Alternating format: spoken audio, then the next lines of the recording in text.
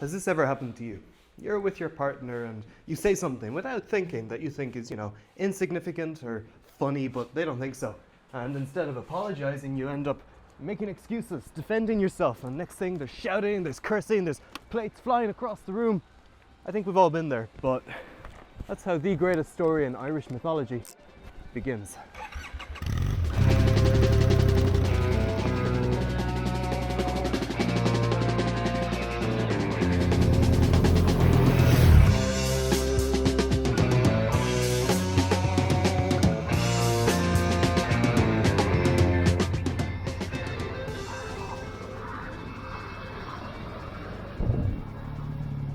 Maeve, Queen of Connacht, is getting ready to go to bed with her husband Ailill, probably after a great night of feasting and drinking. And they're getting in the mood when Ailill says probably the stupidest thing a man can say. It's true what they say, girl. Well-off woman, wealthy man's wife. Right, says Maeve. What makes you say that? The absolute idiot, completely ignoring the sirens and flashing red lights, goes on and says, oh, just that you're better off now than the day I took you. So, Maeve, being a daughter of a High King of Ireland who could trace her noble lineage through the generations, renowned for her skill in combat and her able rule, but above all, not one to take shit from any man, especially her husband, rebukes him, listing all the ways she was rich long before she married him. And in fact, now that I think of it, it is you who is better off after marrying me, she says. Whoever brings you shame, or strife, or trouble, you have no right to compensation or redress beyond what I claim. For you're a man dependent on a woman's wealth. You can see where this is going. Ailill's dug himself into a hole and damn it, he's going to keep digging. So they begin to out-wealth each other. All their material wealth was gathered up and counted, and then their sheep and cattle, their horses and pigs, and in every form their wealth was found to be equal, but one. For Ailill possessed the prized white bull or white-horned bull called Finvenach. Only one other bull in the world could match Finvenach, the brown bull of Cooley, that was owned by a chieftain of Ulster, Dara Macfiachnach. But Ailill, owning Finvenach, the white bull, tipped the scales, the Táin tells us, and to Maeve it was as if she hadn't a single penny, for there was no bull equal to Finvenach among her cattle. All this happens in Cúailnge, the sacred capital of the Kingdom of Connacht, and this is it, supposedly. This is called Rathcroghan. Today it's 6.5 kilometres square, 4 square miles of land, of archaeological sites dating from the Neolithic to the early medieval period. And over here is Oweynagat, the gate to hell. Here upon this pillow, made of reed and willow, you're a fickle little twister. Are you sweet on your sister? Your fellow won't leave you alone. This is an early medieval souterrain, 600 to 800-ish, and that's where the history stops and mythology takes over. Oweynagat means the cave of the cats, or maybe the cave of the battle, but in mythology it's called Cúailnge, Croghan's cave. Rathcroghan, Cúailnge, it's all the same name. A woman named Chulainn Sleeps, blood red cup. She was the handmaiden of Tain, wife of the High King of Ireland. Tain was on the run. She eloped with her demigod lover, Midir, and Cúailnge went with her. One night they hid out here, and Cúailnge felt an overwhelming draw to this place, so much so that Tain, being queen, granted this place to Cúailnge. Ah, Jesus. Can you sit yourself down there on that nice bit of stone there? Can you hold the light on me? Thank you. Okay. One night they hid out here, and Cúailnge felt an overwhelming draw to this place, so much so that Tain, being queen, granted this place to Cúailnge, where she would later give birth to a daughter whom she named Maeve. There are more stories attached to this place, of course. Over here we see an inscription in Ogham, which means Frochach, Cave of Frochach, son of Maeve. And all of these figures have their own rich narrative in Irish mythology. Far too much to cover here, but probably the most recognisable is the Morrigan, a goddess associated with war and fate. In legend, Oweynagat was a portal to the other world, or for Christians, hell. The Morrigan will be in the shadows throughout this story, but in general folklore, this is where she would burst forth from every Samhain, riding a chariot and driving her otherworldly beasts out into the land to ravage it and make it ready for winter. You'd know it as Halloween.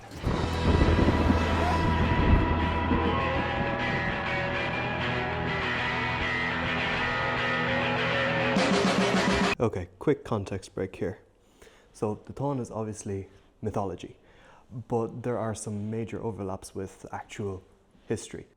The first written accounts of the story, for example, date from around the 12th century, but it's very likely that it was written down even before that. And even before it was written down, it's oral history.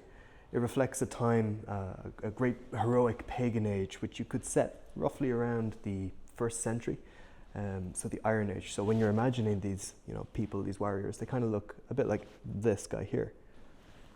So yeah, we're here in the visitor centre in Rathcroghan, which is gorgeous. I'm looking around it, highly recommend it. And it sort of outlines, the habitation of this area from prehistoric times through the Iron Age, which is the period that the Táin is set, and even up until the Middle Ages when the Táin was written down.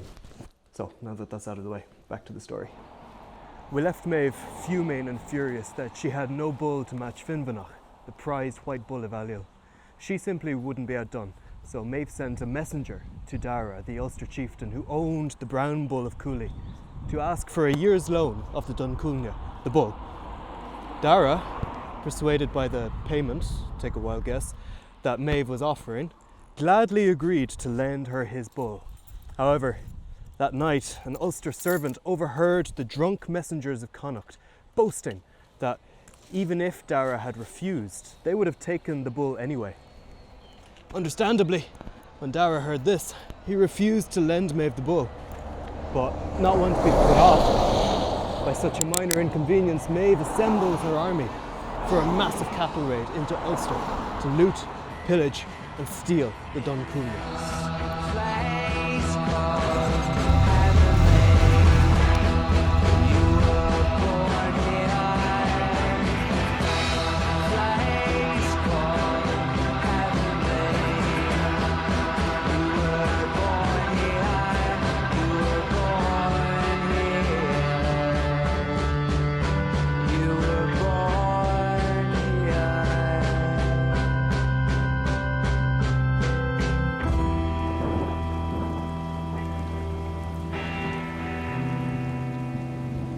"What is your name?" said Maeve to the young woman. "My name is Fedelm, one of the women poets of Connacht." "Where have you come from?" said Maeve. "From learning poetry in Alba," said the young woman. "Have you the second sight?" said Maeve. "I have that too," said the young woman. "Look for us then, and see how our expedition will fare." The girl looked, and Maeve said, "For our army, Fedelm, what lies ahead?" Fedelm replied, "I see it crimson, I see it red." Despite the warning, Maeve is feeling confident. The men of Ulster have been cursed with the pains of childbirth, meaning she can cross the border without a fight and raid with impunity. But as the army snakes across the land, two terrifying eyes are watching from a distant hilltop. Cú Chulainn, the Hound of Chulainn, the mightiest warrior in the land. Although he is a man of Ulster, he has been spared the curse, and now he is the only one standing between Maeve's army and the undefended kingdom of Ulster. Cú Chulainn has got his priorities though and decides to pop down to Tara for the night to see his girlfriend. So he leaves behind a challenge in the shape of an oak sapling tied into a hoop with one hand. Unless anyone can do similar, the army is honour bound not to pass. Maeve has no time for this, however, so instead of passing the challenge unmet, she just orders the army to cut out a new road through the woods. The next day, an angry Cú Chulainn again tries to stall the army, this time by blocking a river ford with the fork of a huge tree. Maeve's scouts are unfortunate enough to bump into the warrior, and he decapitates all four of them in a single slash, leaving their heads to greet the army, impaled on the branches. But the fork is eventually pulled out of the river and the army marches on, though probably a little less noisily now.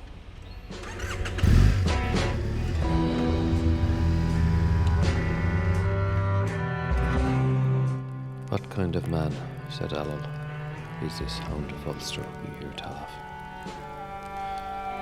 Is he the hardest man in Ulster, said Maeve.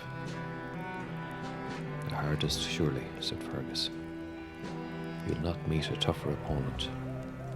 No spear point sharper, quicker, or more piercing. No fighter fiercer. No raven more ravenous. No one of his age had heard as brave. And there's no one of his generation to match him for build, for fearsome looks, or sweetness of expression.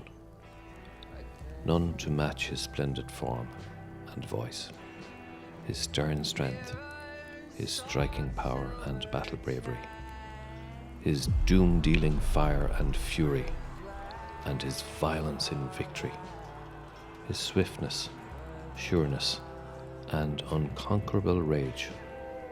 No, there is none to match Cú Chulainn.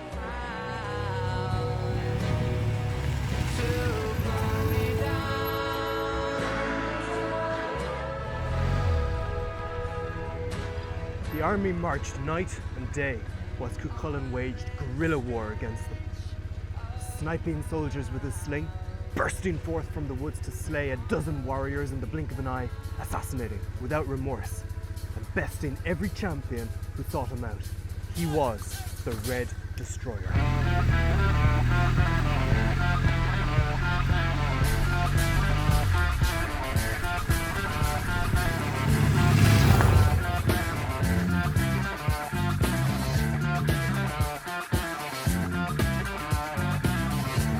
There we go.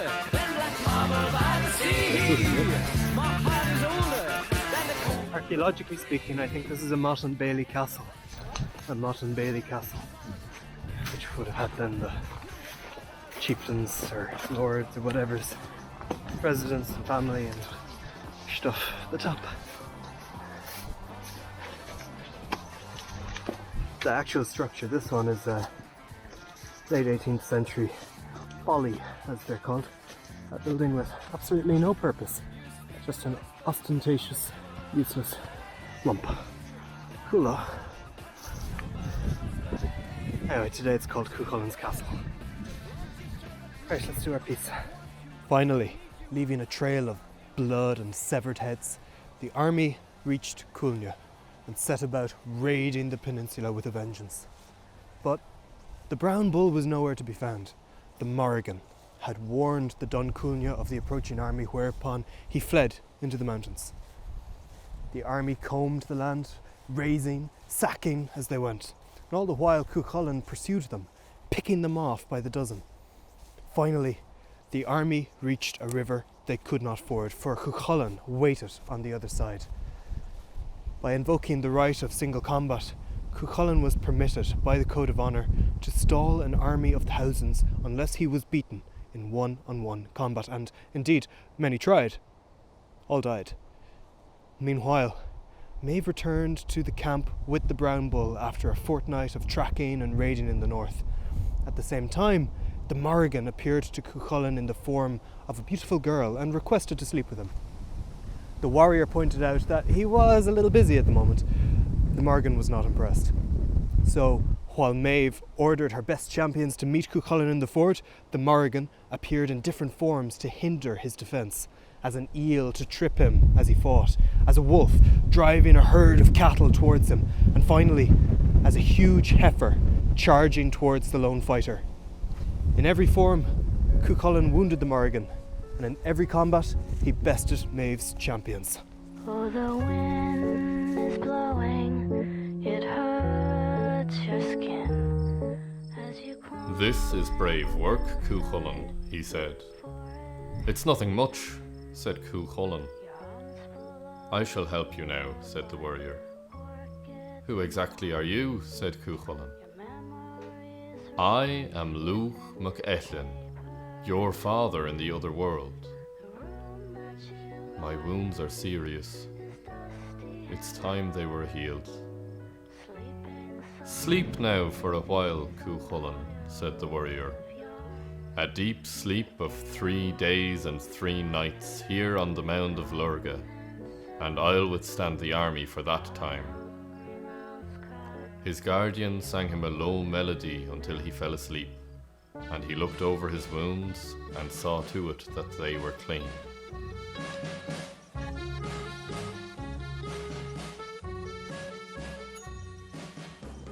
The army had made their way to Drogheda. Once Cú Chulainn slept and healed, 150 noble youths of Ulster attacked the Connacht camp in his stead. All but one was killed, though only after inflicting heavy casualties on Maeve's army. On the 4th day, Cú Chulainn awoke to the aftermath of the carnage.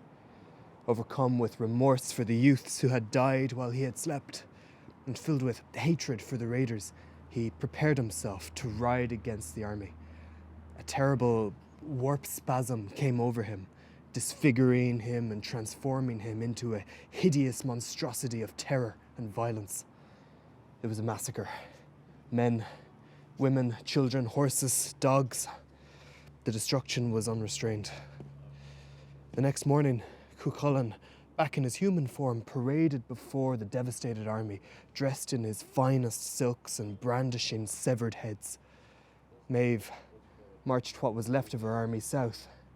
She had to leave before the army of Ulster recovered from the curse. Cú Chulainn knew this though, and he continued to stall the army. At every ford he met them, invoking single combat, but there were few champions left to meet him. Maeve was trapped. Everything I say, Cú Chulainn cried, is larger far than life itself. But Ferdia just grinned and shook his golden hair. Everything I do is ringed about with fantasy. But Ferdia just laughed, shook his silver spear and fell to battle again. The combat of Cú Chulainn and Ferdia is the Irish equivalent of Achilles and Hector dueling outside the walls of Troy. Indeed, it might well be a Homer ripoff. This is RD, and here, or more specifically down there, is where Cú Chulainn finally met his match. His best friend and foster brother, Ferdia. Ferdia wasn't on the raid, but now Maeve had run out of options. On pain of dishonour and ridicule, she summoned Connacht's greatest warrior. That night, Maeve offered him the world if he fought and killed Cú Chulainn. He refused. No amount of wealth would make him betray his brother. But now filled up with wine, Maeve baited his honour and pride, letting slip that, why, only today Cú Chulainn told that killing Ferdia would be one of his lesser triumphs. It was a lie, of course, but Ferdia was provoked, and when dawn came, he was waiting for Cú Chulainn at the water's edge, spear and shield in hand. Every step I take, Cú Chulainn cried, is measured out in centuries. But Ferdia just laughed, shook his golden head. For 2 days they battled. They hacked chunks out of each other till the sunset, whereupon they embraced and made up before parting for the night. Their food and medicine they shared with each other, The charioteers slept by the same fire. But at dawn on the third day, a heavy darkness shadowed Ferdia as he waited at the ford. The final day had come. The fighting was terrible. Gradually, Ferdia wore Cú Chulainn down. His attacks became desperate, his guard untidy, until suddenly Ferdia thrust his sword deep into his brother's breast. Cú Chulainn was beaten, but before Ferdia could land the killing blow, Cú Chulainn summoned his magic spear, which no shield nor armour could deflect, and with an almighty kick, he sent the spear hurtling towards the defenceless warrior. The gay bulga was fatal. Its lethal barbs spread through Ferdiad's body. He collapsed in his brother's arms. You felt the chill of midnight ice as I broke your heart in two, and I felt the kiss of emptiness as I watched your life turn blue. Oh, life was a game. Now I miss your name, your gold. Do you think we're underutilising the tourist potential of our national historical trails? Your eyes is the blue. This is what we've come to see. Skies, only shame. That hill. That hill, yeah.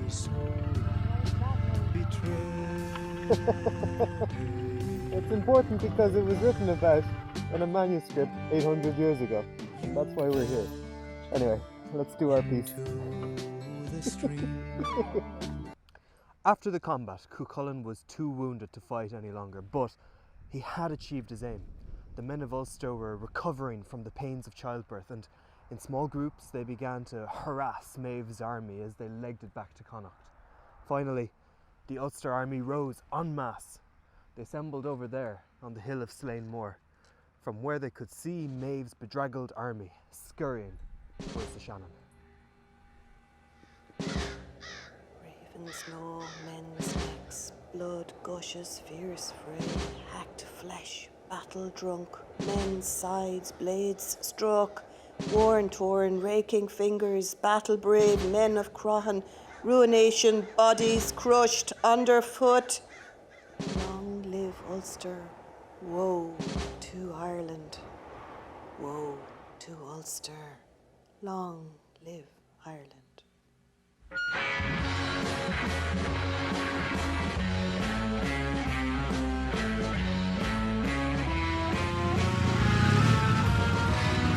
That night, the army of Ulster and the army of Connacht camped across the plain. We're deep in the heart of Ireland here, we call it the Midlands. And the battle was a chaotic affair. There's no one location where it can be pinned down to. In fact, it was more of a fighting retreat than a pitched battle. At noon, Cú Chulainn felt strong enough to join the fray, and contingents of Maeve's army began to break away. Fighting fiercely herself, Maeve and her bodyguard covered the Connachtmen's retreat towards the River Shannon. It was all she could do to avoid a total rout as the Ulstermen closed in. Suddenly, the Queen was taken short, and who should happen across her as she was relieving herself? Why, Cú Chulainn, of course. Yet he did not kill her. He escorted the lone Queen to the ford at the River Shannon at what is today Athlone. Why did he spare her? Maybe for honour, or maybe so that Maeve would forever be in his debt in defeat. One thing is certain, however, the Táin ó Cúailnge was over.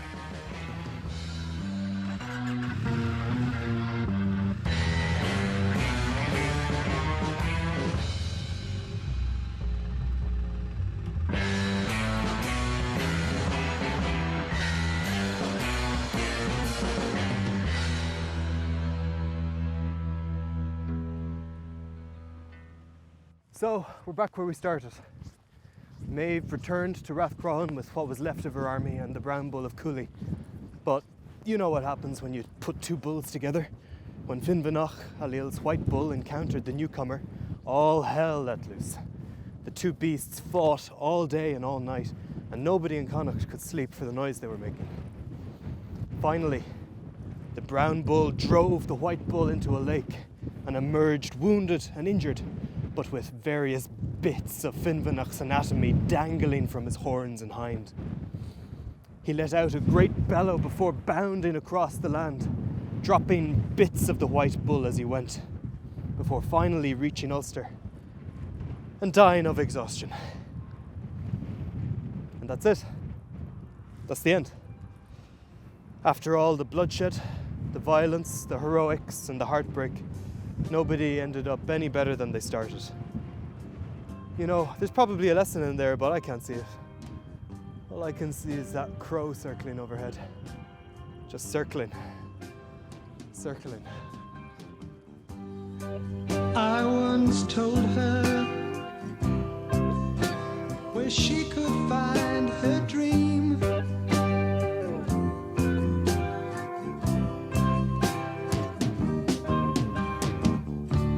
And I still adore her, no matter how it seems.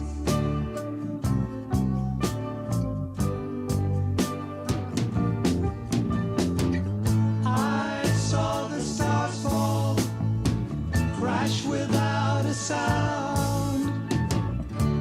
Stars go crashing faster than the hound.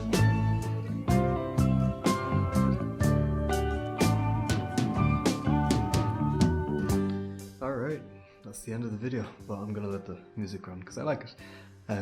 So yeah, I hope you enjoyed that. This video was a collaborative effort. I worked with two fantastic artists, Olivia and Sana. Thank you so much, guys, for contributing your artwork to this project. If you enjoyed their artwork, I'm going to put all their stuff in the description below. Their Instagrams, check them out, follow them if you like their work. I'm going to put Sana's coffee.com account down there too, so you can go check her out on that and buy her a coffee. It'll go towards her digital artwork. She did this beautiful image of the Morrigan on her chariot, which is stunning. So definitely check those guys out. Also thank you to Shauna, Fionn, and of course Mum and Dad for all your wonderful voices and helping bring the story alive. And finally, yes, the music, which was sort of a very important component of this video. The music was taken from two concept albums based on the Táin. One is from the Horslips, classic 1970s Celtic rock band that I grew up listening to. That's called the Táin. And another is by the American alt-rock band the Decemberists, also called the Táin. And I'll put links to the full albums down there if you want to listen to the albums in full, which I highly recommend. And that's it. Happy Halloween.